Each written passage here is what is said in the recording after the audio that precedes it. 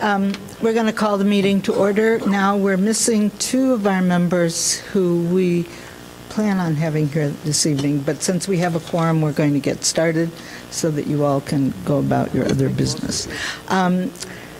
This is the Housing and Community Development Act Committee, and tonight we're going to be doing public service proposals. And the way we would like to ask you to present is to tell us who you are, your organization, how people can get in touch with you so that they can either access your services or send you money or volunteer or in some way get in touch with you. And then we have a summary of your proposals. We have your complete application. We really, there's no reason for you to read from your application or your summaries. So if you have something additional to tell us that will be of great interest, that would be really, really helpful. So let's get started. I think we should introduce ourselves also because we haven't met some of you. Alderman Nguyen, would you like to start? Yes, just introduce yourself. Yes, I'm Melissa Nguyen. I'm the alderman for the 3rd Ward. And I'm Don Wilson, the alderman for the 4th Ward. Sarah Flax, Housing and Rent Administrator. And I'm Ann Rainey. I'm from the 8th Ward. Michael Miro, 4th Ward. Okay.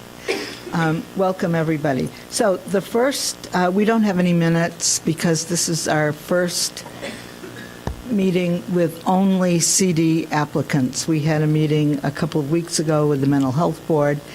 So our first applicant is Shore Community Services, the training center, and we look forward to hearing from you. Come on up. If you have others with you that you would like to introduce, that'd be good.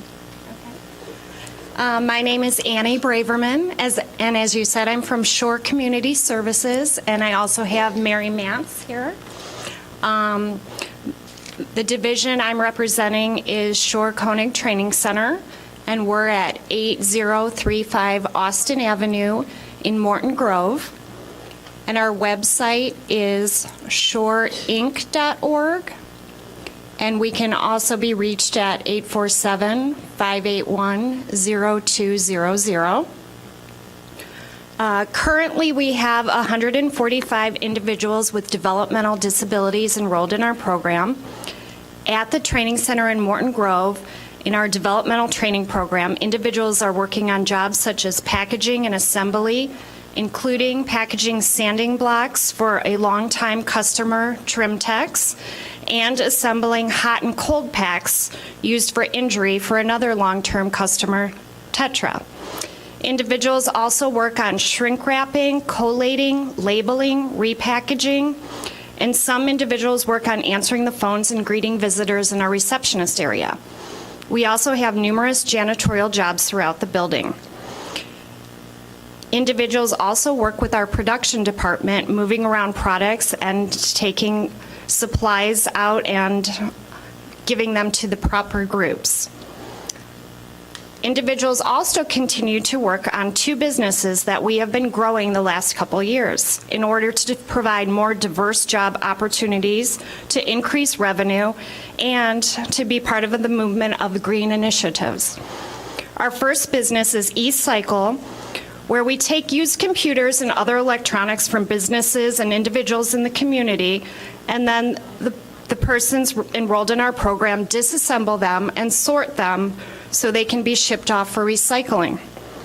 Other individuals are working on our worm farm. We are raising worms to use their waste to mix with soil as a fertilizer called Vermigold. We love that these green businesses are connecting individuals with the community while making a difference in the world. Also, within the community, we have expanded our mission and efforts the last few years to increase the number of individuals we are supporting in the community. Our supportive employment department worked with 61 individuals this past year with a variety of community jobs, community work experiences, job shadowing experiences, and volunteering. We currently have individuals employed at jobs such as Panera, the Niles YMCA, and 3 individuals employed at Compass Food Service at Northwestern University in Evanston. Shore has partnered with Kurt's Cafe in Evanston for over a year, where our individuals participate in job shadowing there and a mock interview given by one of their students. This has been a successful partnership for both parties.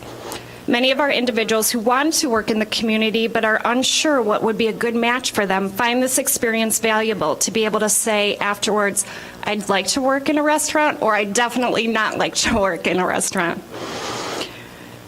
Volunteer sites include home-delivered meals, Red Door Animal Shelter, Skokie Food Pantry, and a favorite, Evanston Vineyard Care Center Clothes Closet. We have recognized that many individuals are interested in these community integration programs only and not necessarily in the training center.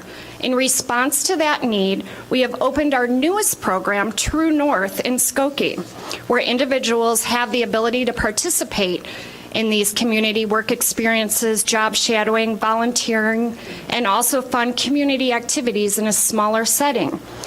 The building also has state-of-the-art computers for working on computer skills with an emphasis on how to seek opportunities in the community, as well as job counseling and placement and travel training for those interested in securing work. We are proud of this new program and look forward to its growth and supporting more individuals with developmental disabilities to integrate successfully into the community. We thank you for your past support and hope you will consider supporting Shore again.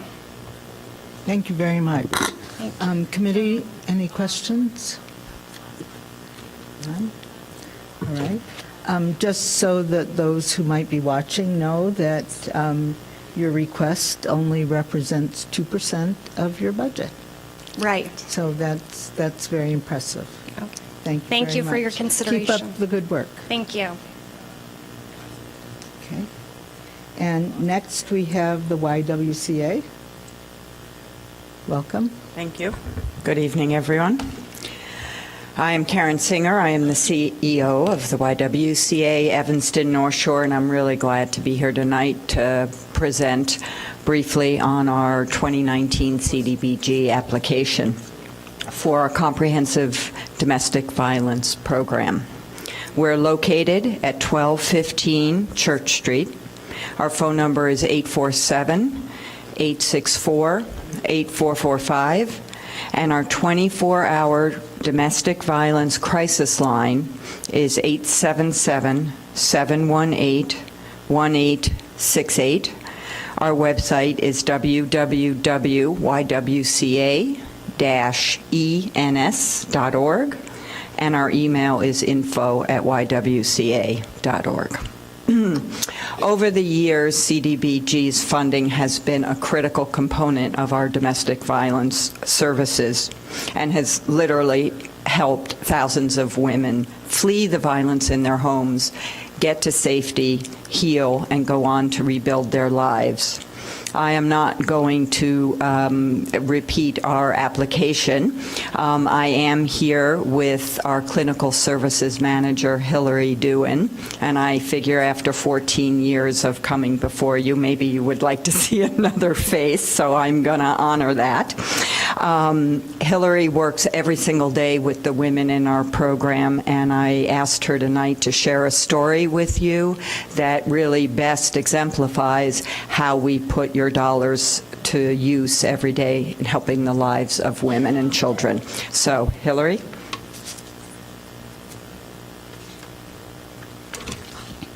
Good evening. I'm really glad to be here tonight. As you know, the YWCA serves hundreds of women survivors of domestic violence, and their stories are all different, but they certainly have a common thread, and that is that at some point they reach out to us for help in the complex process of breaking free from their abuser. Nellie, and the name has been changed to protect confidentiality, was a 24-year-old who was living with her boyfriend of 3 years until he began to be verbally and emotionally abusive on a daily basis. Over time, the abuse escalated and became physical, and she feared for her life and called the Illinois Domestic Violence Hotline. They referred her to us. Our resident support specialist assessed her needs and offered her a place at our shelter. She had nowhere else to go because her boyfriend knew where all of her friends and family lived. During her stay at our shelter, she received emotional support, counseling about the dynamics of abuse, and assistance in identifying housing and employment opportunities. After being provided with a safe space to process the abuse and to examine all of her options, she was able to locate an apartment and a job and left the shelter. 9 months later, Nellie called the YWCA Evanston North Shore 24-hour crisis line again for help. In the time since being in shelter, she had returned to her former abusive partner and married him, hoping, as many abuse victims do, that things would get better. Instead, things got worse. He'd punched her, pushed her down the stairs, and the abuse was happening every day. Nellie entered our shelter again. She knew our agency as a place of support and safety where she had received services. She reported that her husband had pushed her out of a moving car. She was trying to file for divorce from him, but he was refusing to sign the papers or to show up at the court hearings in order to delay the process. She felt she was ready to leave him for good and needed the support to start over. We were supportive and understanding because we realized it can take victims many attempts before they leave their abusive partners. By providing sensitive and non-judgmental services, YWCA staff ensured that Nellie had a positive experience every time she sought her services so that she felt comfortable reaching out for help when she was ready. While in the shelter, she met regularly with her counselor and began to heal from the abuse. She went on a job interview and was hired. She continued to gain confidence and independence while looking for housing. She received help from our court advocates at Skokie Courthouse in obtaining the order of protection against her husband. She applied for our YWCA Bridges program, which is our permanent supportive housing program. Clients get their own apartments, discounted rent, counseling and case management support, and the opportunity to receive a housing choice voucher when they're ready to move on. So with the help of our Bridges employment and housing specialist, she moved into her new apartment and continued to receive support around her education, career options, and processing her abusive experiences. She now attends counseling regularly, has developed friendships, and a great sense of community. She enjoys attending Bridges programming, including book club and theater arts group. She's developed positive coping skills and feels more hopeful about her future. She's in school to become a CNA and is working temporary jobs until she can complete her career education and begin. She reports being in a healthy relationship with her current partner, and they're expecting their first child together. She's so excited about becoming a mother for the first time. We're so honored to be a part of her journey to growth and healing, and will continue to walk with her as she plans her bright future. Thank you so much for letting me share just one of the many success stories we have from our program. Thank you. Committee, questions? Anything? No? No? All right, you all are doing a great job. No questions. Keep up the good work. Next, Youth Job Center. We don't want any questions here, so do a really good job. I said, no questions, do a really good job. Okay. But we've known you as long as anybody. I was so- going to kind of start Yeah. out with that a little bit. I'm Eileen Hallstrom. I work at the Youth Job Center. Our web address is www.youthjobcenter.org. We're located at 1114 Church Street in Evanston. Our phone number is 847-864-JOBS. And our email address is info@youthjobcenter.org. As you talked about, Ann, we are excited this year to celebrate 35 years of service in the city of Evanston in partnership with many organizations and with the city of Evanston. Our organization, when it started, was greatly assisted by CDBG funding, and we continue to appreciate those funds. They assist us greatly to provide services for many Evanston youth. I'll talk today briefly about our programs, and then I'm going to turn it over to our program folks. We have Len Felton here from our out-of-school youth program. He works closely with the City of Evanston Youth Services Division to provide services with Kevin Brown's team. And then we also have Jaleese Johnson here with us today. She is our career advisor at ETHS, and she's going to explain a little bit more about those programs, the specifics of those.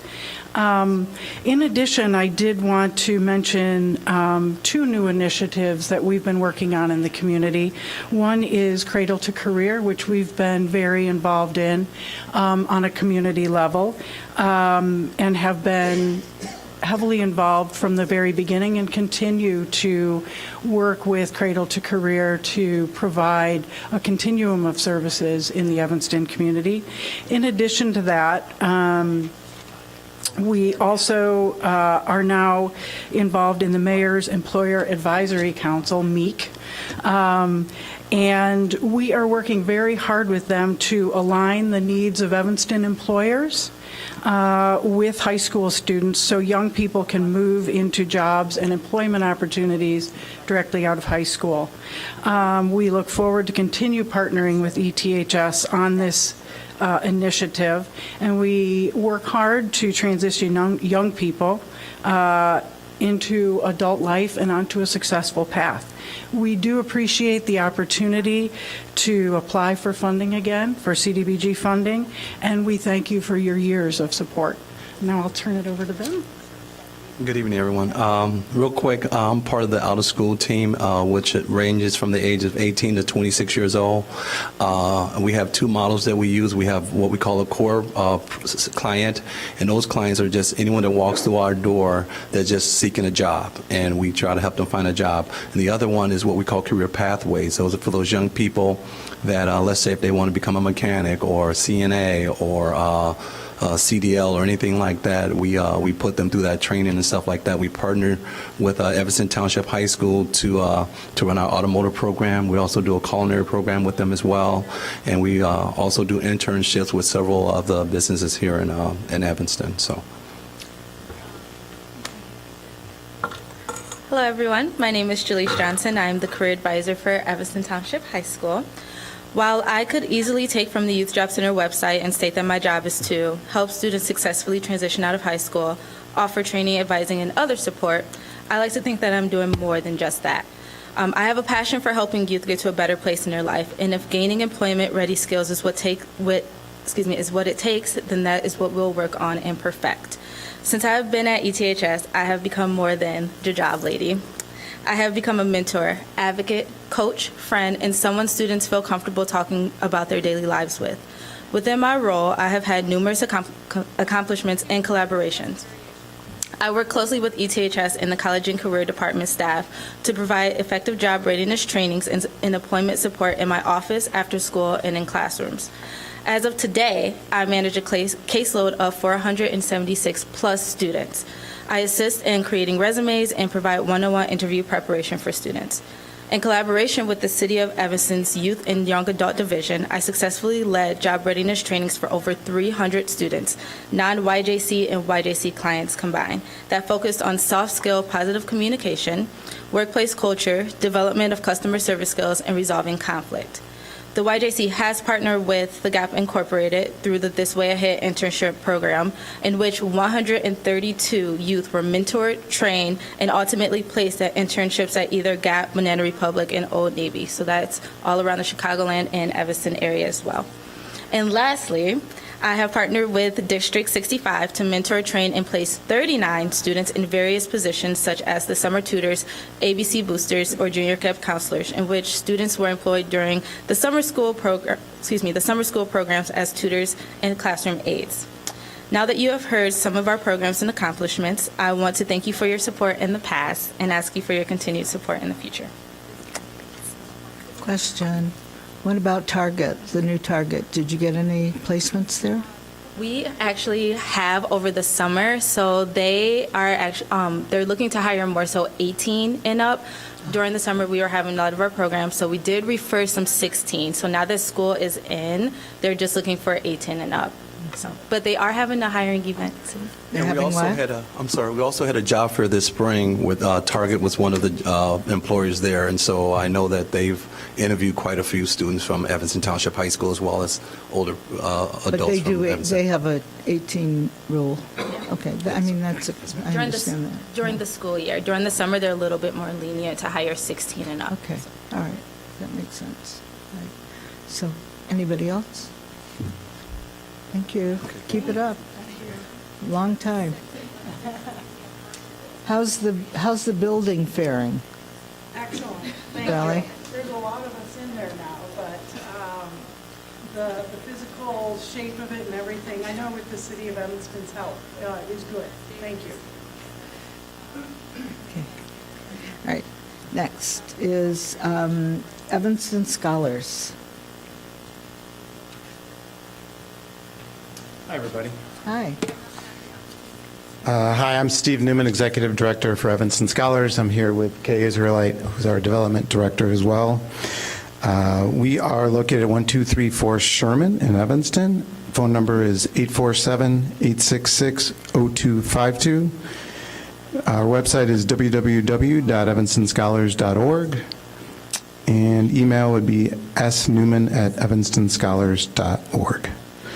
I just want to thank you guys so much for all of your previous support. It's not the first time we've been here, not the first time, hopefully, that we've been granted money. I want to really recognize that. Presumptuous, I know. But again, just thank you for all your previous support. I know you have in front of you what we do. Let me take 30 seconds to a minute just to remind why we exist and a little more, which might help out with what we're asking for. 60% of all jobs, it's been said will need a college degree by 2020, and only 55% of people who start college actually finish college once they start. So we have tried to target students who have the most barriers to college graduation, perhaps one, especially in Evanston, who have the least amount of resources or inequitable resources. So we work primarily with students who are first-generation low-income students of color. We have a 6-year program starting with 2 years of high school and 4 years of college. We provide college access, college success, college affordability, and mentoring, including mentor from the community and peer mentors once they're in college. We don't have scholarships. We actually have we have resources, and we try to guide our students towards institutions that give out the most money and would be good fits for our students. So with that, we have 70% of our first 3 cohorts have graduated from college, and 93% are persisting in college. Nationally, students who are first generation and low income graduated at 11% rate. We started 7 years ago with 10, and now we've grown to, we just took 38 of our recent high school juniors. And so with that, we now have 227 students. That would be a 23% increase for students in our program. We have a 16% increase in our budget, and we are asking for 16% increase in our CDBG from last year. This would be for more equitable resources, more specifically SAT prep, college visits, and part of our robust college access resources, including college affordability curriculum for not only students but for parents as well, and individualized counseling in high school and in college. We're really proud of our numbers, but stories, as you know, that people have shared here, we'll share some as well that tells a little bit about our program. We had a scholar at Northwestern who was having trouble for many reasons, including mental health issues, and she dropped out within her first year. We helped guide her towards resources, get her back towards seeing a future, and she just recently graduated from Dominican University. We have a scholar who is struggling at Eastern Illinois University. Struggling, almost dropped out. We've worked with our college success staff to guide him, and he's now not only is still a junior at Eastern Illinois, but he just recently had a 3.0 GPA in last semester.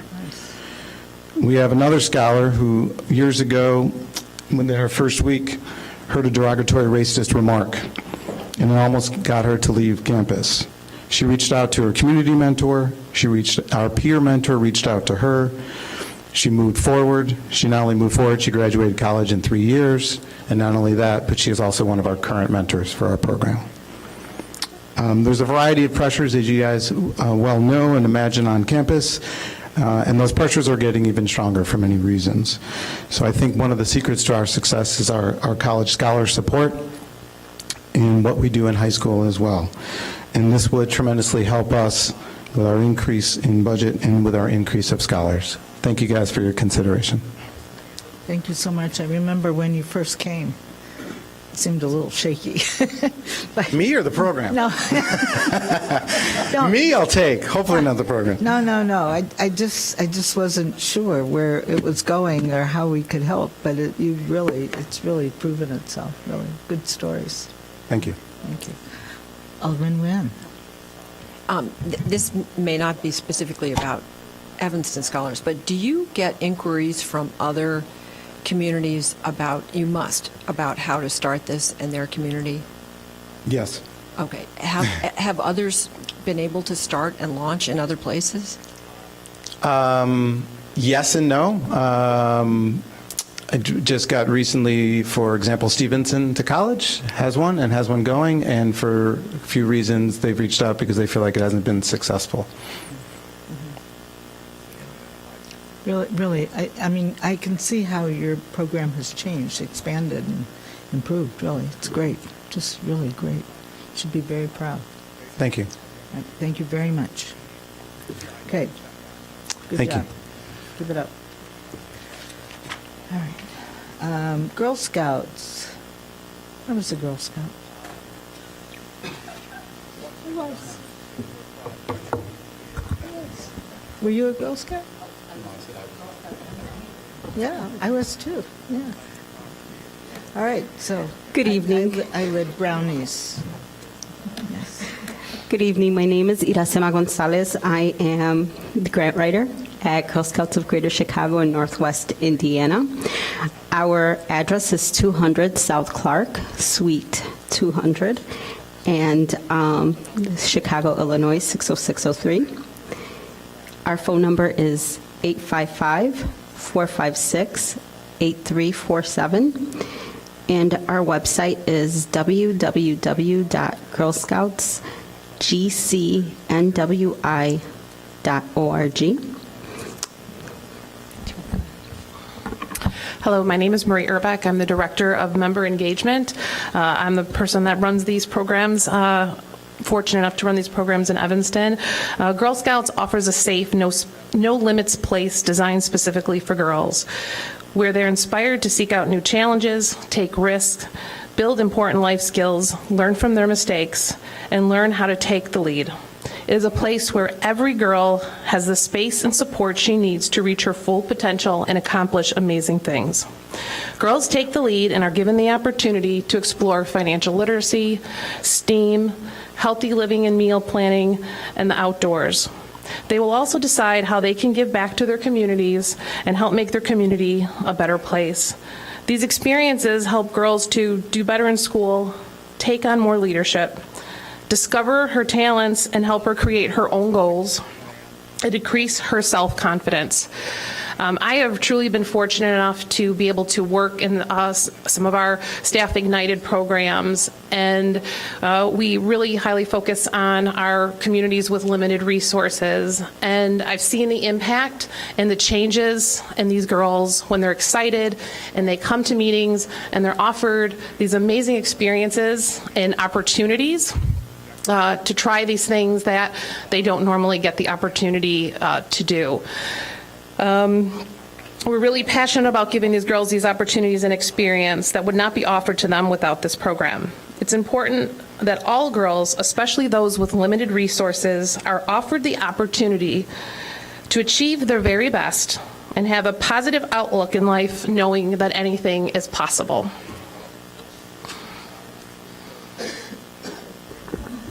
Our All-In program prioritizes the needs of Evanston girls that are low income and therefore often defined as at risk. The reality is that these girls usually face and carry an unfair load of social and economic barriers, often because of limited opportunities. Girl Scouts helps to improve those outcomes. 8 out of 10 alumni attribute their personal and professional success to Girl Scouts. This holds true across race and social classes. There is an urgency to support girls in our communities. More girls are living in low-income families today than 10 years ago. Poverty affects children's health, their education, their social and economic advancement, and ultimately, their safety. Our request, if awarded, is a direct investment in the girls of Evanston and in a program designed to support their education and success. In Illinois, every dollar invested in a youth development program like All In or Girl Scouts generates a $45 return on investment. And there's a handout in the packets that we shared tonight that goes into more detail on that ROI. Given the opportunity, all girls possess the potential to thrive. We encourage you to partner with Girl Scouts towards creating opportunities that will help the girls develop the leadership and the skills that they need to succeed and overcome these barriers. Thank you. Any questions? I want to put you in touch with somebody in Sure. Evanston. And who is the Evanston contact? The only Girl Scouts I know are at Dawes School. Is there still a troop at Dawes School, Washington School? Yes, there is. Okay. All right. So. I've actually was the recruiter here. Okay. Will come in and work with. But where are the troops in Evanston? They're all over the place. Okay. Sometimes schools, because of after-school activities, right in the Mayor Hall, we're not always offered the opportunity to have that easy, safe space to come back to the school. Evanston is a very diverse community. We have dual working families. We have single-income families. So many of these meetings need to meet later in the evening. Sometimes it's late 6, 7 o'clock. So they may have to find other community locations. Well, that's when I met with them at night, like around 7 o'clock. All right, but you're saying that you have a certain number of people meeting in Girl Scouts in Evanston. So, can you give us some idea where they are? They're all over. We have girls in grades K through 12. Some are in community troops where they're pulled from all different schools. We have some that are at the schools. We have a couple troops at Washington Elementary. I know that because that was one where we did one of our all-in troops. We have plenty. There's the 3 schools on the north side. We have troops there. There's schools, I know there are several troops at Lincoln, and I think that there may be one at Chute, and also, I think, even at Nichols Middle School. I think St. Nicholas, too. And St. Nick's as well. Well, I see it says community partners, but I do want to clarify that the funding requests for All In and the troops that fall under the All In initiative Okay. Are only certain schools and are not all Evanston Yeah. schools. These are staff-ignited troops. So staff-ignited troops are usually staff-led, obviously, in communities where it's harder to obtain a volunteer to start and lead a troop. Can you clarify, and I apologize if I missed it. I don't know if that clarifies you. Madam Chair, may I ask a question? Yes. I think this is a fantastic idea for Girl Scouts to start doing this. I was a troop leader at Lincoln School for 5 years. At the time, Lincoln was a Title I school. About a third of our troop received financial aid, and it was difficult to find leaders to do it. I mean, that's why I ended up doing it for 5 years. So I think this is excellent for you to kickstart it. So my question is, how long does the staff stay at a troop?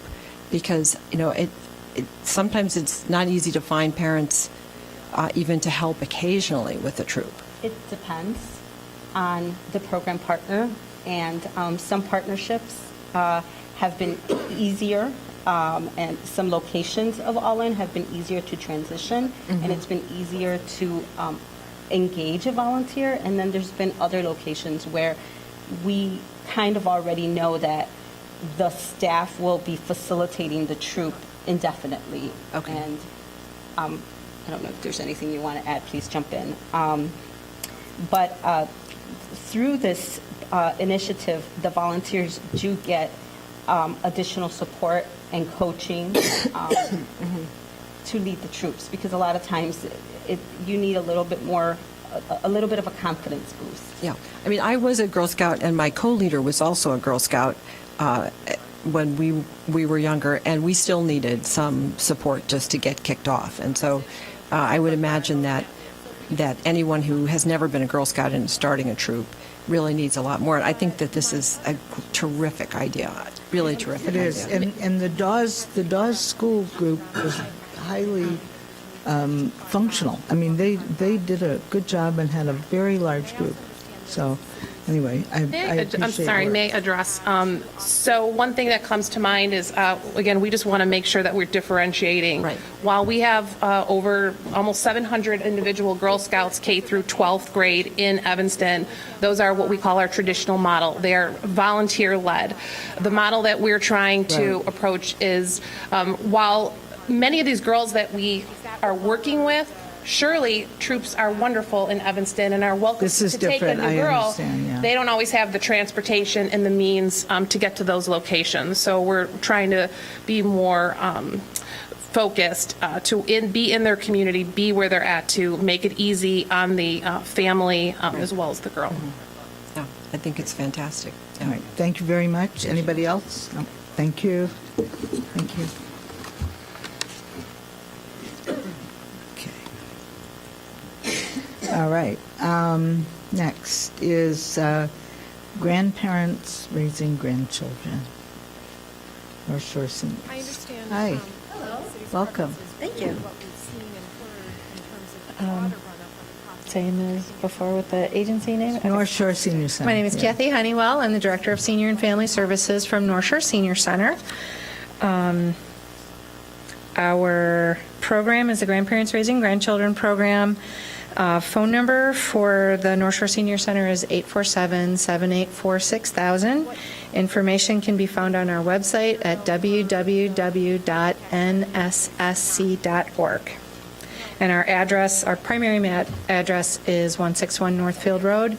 In Northfield, we also have an office here at the Civic Center and an office at 7900 North Milwaukee in Niles. I'd like to start by saying North Shore Senior Center, thanks, the City of Evanston, for ongoing support of the Grandparents Raising Grandchildren program. This program has been helping to support some of Evanston's most vulnerable families since the 1990s, and we appreciate your support. It's grown into a comprehensive program to assist these special families. We are serving currently 28 families, 27 grandmothers and 1 grandfather, along with 85 grandchildren, and some are actually great-grandchildren, and they range from birth to 18 years old. And 20 of the grandmothers live in Evanston. The program features full case management services for the participants. There's ongoing counseling services for emotional support, educational support. We also help people find resources to help them kind of make ends meet at the end of the month. We help people apply for energy assistance, farmers market coupons. We provide referrals for legal assistance and educational assistance. We don't exist in a vacuum. We do work with other social service agencies in Evanston. For example, we collaborate with Family Focus on an annual resource fair for grandparents raising grandchildren. The program also provides guest speakers to address topics such as child behavior and psychology, legal concerns, medical issues, positive parenting styles.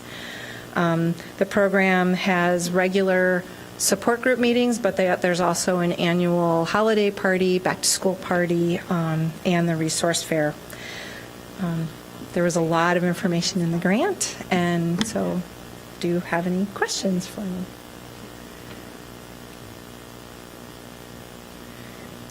So does it seem not to be getting less and less participants? maintain the same number of participants year after year? I was always hoping that you would have fewer and fewer grandparents raising grandchildren. There haven't been less. There have been different, but not less. Of course, yeah. Okay. I know a great-grandparent raising a great-grandchild. Okay. So, all right, so. And it's an active group. Yeah. And I think some grandparents who have graduated from the program have also offered to mentor newer grandparents in the program, which I think is phenomenal. Thank you very much for all you do. Thank you. Thanks. Okay. Next.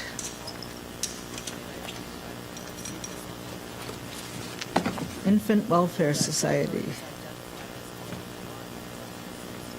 You want to put a roof on your playground? Yes. More or less? More than a playground. Right. So, good evening, everyone. My name is Stephen Vick. I'm the Executive Director of the Infant Welfare Society of Evanston. We're located at 2200 Main Street, and our phone number is 847-491-9650, and our website is www.iwse.org. I want to first thank CDBG for their support over the years. We thank the city for being a great partner of infant welfare. I do want to share that we've been in the city of Evanston since 1913. We're over 105 years old and are one of the oldest early childhood providers in the state of Illinois. What we're asking for this year is to continue support for this project, which is an indoor gross motor space. You can see in the drawing here, let me actually move it.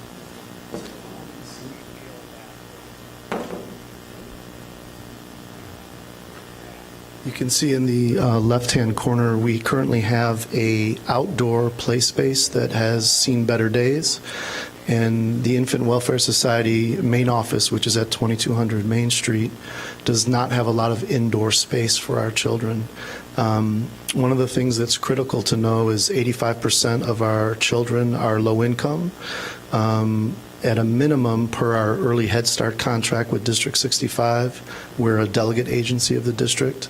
A minimum of 15% of those children have to be high needs, and that could be anywhere from being on the autism spectrum to being homeless to having challenges, developmental issues, multiple different challenges. So we serve very high needs population in Evanston. And outside of District 65, we are the largest 0 to 3 provider in the city. So one of the things that we're really looking to do is to provide the space to serve the 70 children that are at Baby Toddler Nursery, which is at 2200 Main Street. These children do not currently have a lot of indoor space, so when we have our developmental experts, behavioral experts, our gross motor experts, fine motor experts come in, we have to bring 2 children at a time into the central foyer in order to work with them. We have audiologists that come in, we have many different specialists, developmental screening we do for every child, and so this space is going to be a tremendous upgrade to the services of a really high needs population in Evanston. I know we all are very much aware of the disparity that exists in Evanston in terms of educational disparity, and we believe that we are on the forefront of combating that disparity. And there's tons of research, which I'm sure you all are aware of, about brain development in the first 3 years of life are so critical. And so that's where we are in the heart of that work.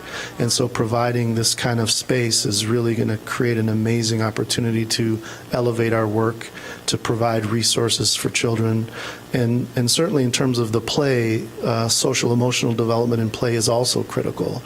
And so having that time for play during inclement weather, winter weather, is also essential to us. So this is a very exciting project for us. We've been working over the last year with Sarah Flax and her team. We've made a lot of progress. We just passed all of the city hurdles in terms of our zoning, our variances. We've paid all of our fees and done everything that we've needed to do. And now we're in the process of finalizing our schematic drawings, which are going to be about a $3,000 cost to us. And then once we have those, we'll be able to move forward with the bid process. We're looking timeline-wise to hopefully have these schematics done in the next week or so, week or two, and start the bidding process in October and make a decision by November, December. And as we've understood through our contractors we've already been talking to, it's more costly to build over the winter time, so we're going to do probably a groundbreaking in March. In March, April, that is the hope, and it should be a 4-month project. So we're hoping for a groundbreaking in March and a ribbon cutting sometime 3 or 4 months after that. So we're very excited and hoping to have continued support from CDBG. Wonderful project, wonderful. And hopefully questions? everything will go as smoothly as you've just said. I hope so. That's the timeline we're hoping for. Yeah, okay. It's just under 700 square feet, so it's not a huge space, but the space we currently have is about 150 square feet, 200 square feet, so it makes a big difference. The last thing I'll share, if there aren't any other questions, is one of the things we're hoping to do also is utilize this space in a dual role as a training space. We believe we have a lot of expertise in 0 to 3 and can bring other programs into this space and train teachers as well. So it's just an exciting opportunity for us. Thank you so much. Really, good luck. Thank you. We'll do our best. All right, CJE. Here we go.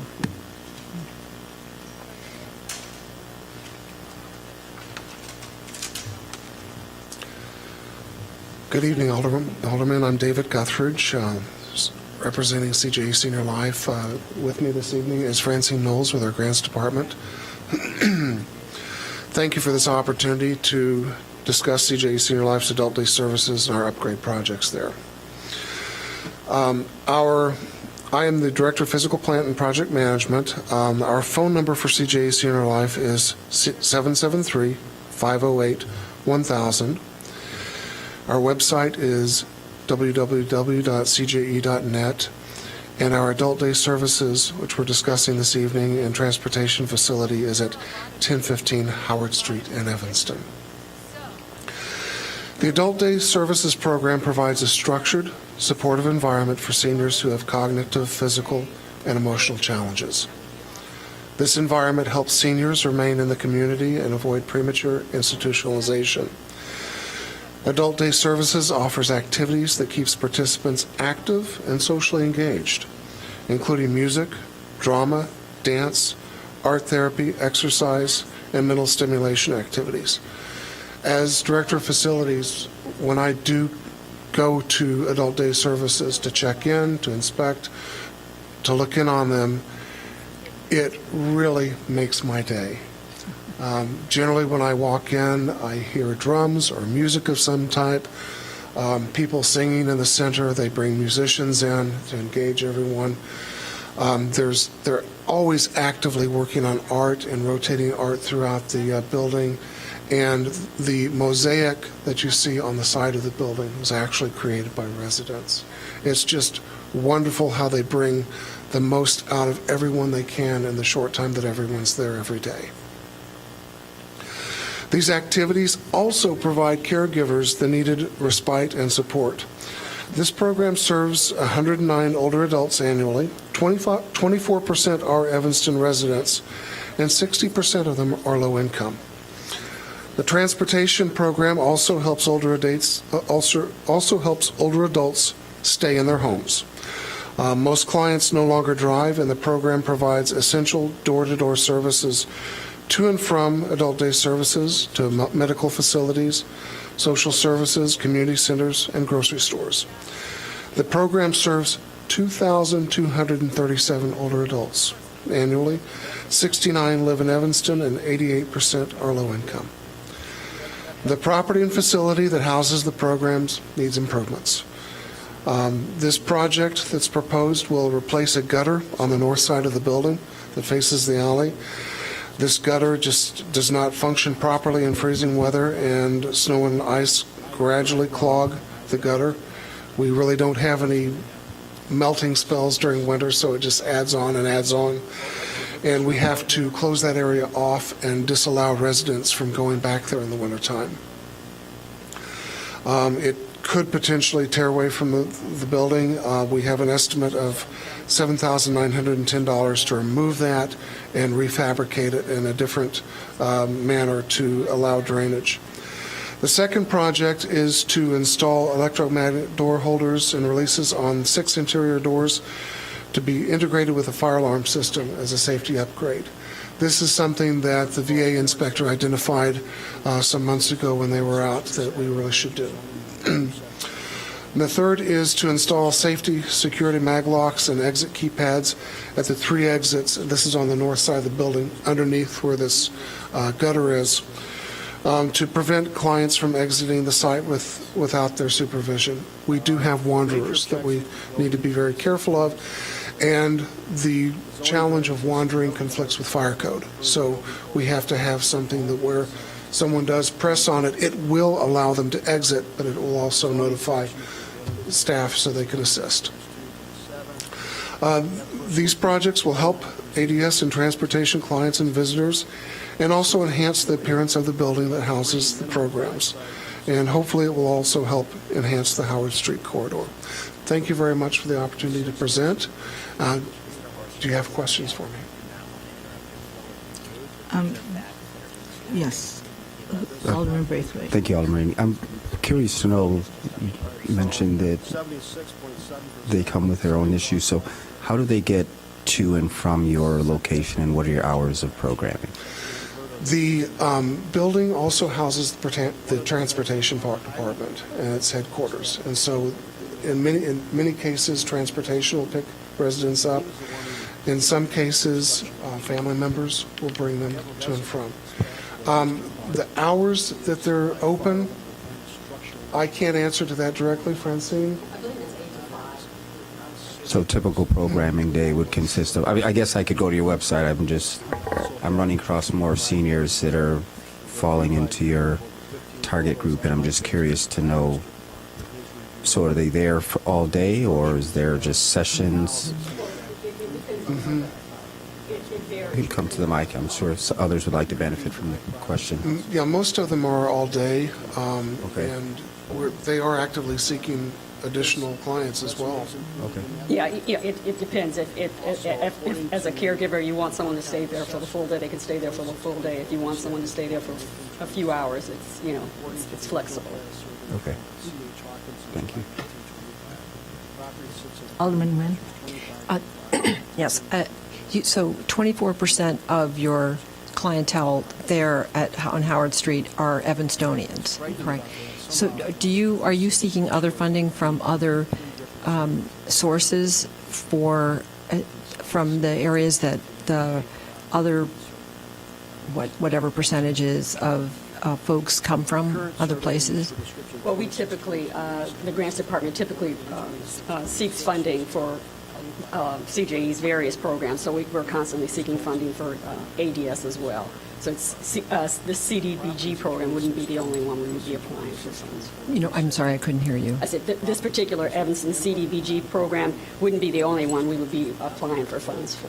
So to pay for this, though, to pay for the improvements in the building here in Evanston, are you seeking other funding sources? For this particular project? Yes. No, we are not. Okay. Where do the other residents, the other participants come from, besides Evanston? Well, most of the clients that we serve come from Chicago and the north and northwest Chicago suburbs. Okay. Do you have your operating budget with you for this facility? Can you give us a ballpark of what that is. I'm actually looking on the website. I'm looking at it here. I'm but sorry, I a separate can't get operating- it to open. I'm sorry, you're asking for a separate operating budget Oh, for? yeah, what does it cost annually to operate your facility on Howard Street? You know, that's information I'll have to get back. I'll have to get. I'm looking at the link, but I can't make it open. You're trying www.cje.net? I know, but I'm not going there. I mean, it must be hundreds of thousands of dollars. Yeah, well, as an organization, our annual operating budget is $57 million. Okay, but that's for your... Yeah, but if you want to know, I can get that information to you. I think this amount of money is like the most minuscule amount possible, and it doesn't even reflect even 1% of their total budget. So, and I think they shortchanged themselves by not telling us that. And so I think you need to come back to us and give us a better idea, because all these other organizations have told us what percentage of their ask is of their total budget. We'll definitely get that information to you. And I know we could figure it out, but... We'll get it to you. You don't have to figure it out. And also, you could even tell us what percentage these items are in the CD ask of your facilities budget or of your maintenance budget. That would help also, because I know it's got to be a small percentage. And if you go by this place, Peter, it's across the street from the Fish Keg.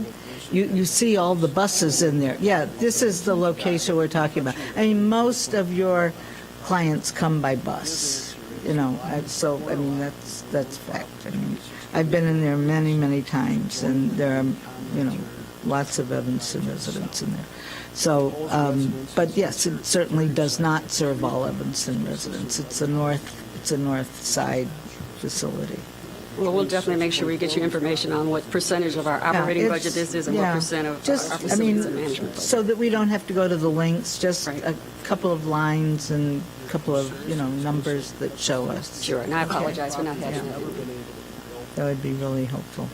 Because I know every time you come and ask us for CD money, we always have an issue because they don't quite fit in so many times. But this really does fit in, and I hope we can help out here in some way.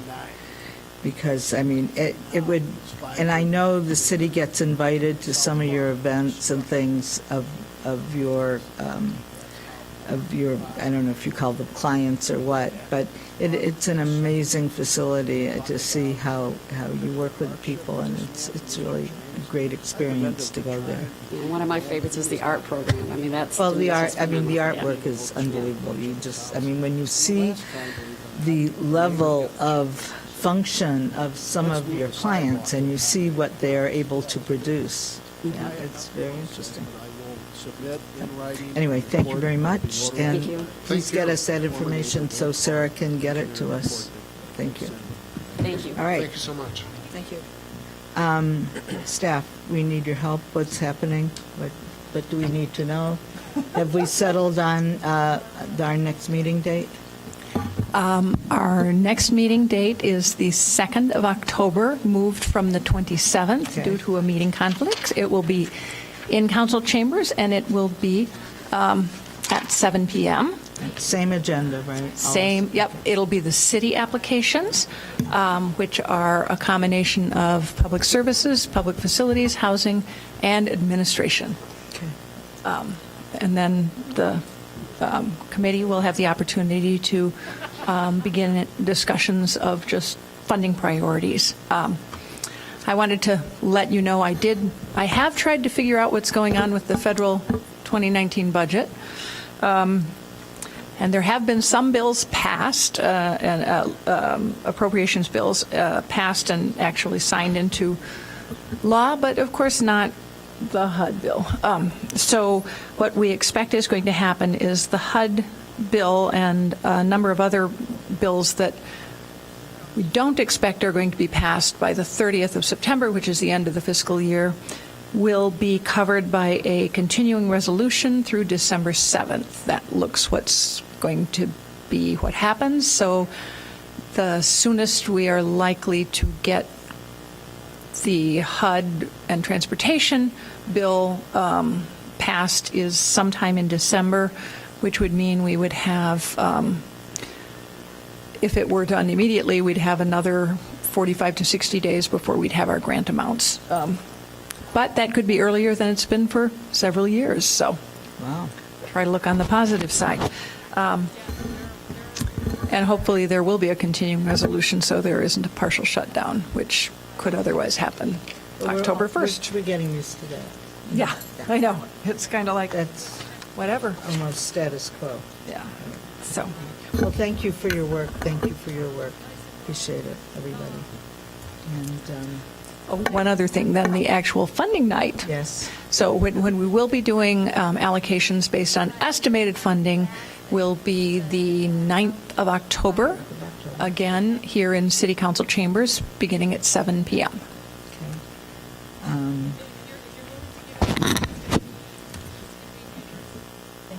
Thank you very much, everybody. Could I have a motion to adjourn? So moved. Second.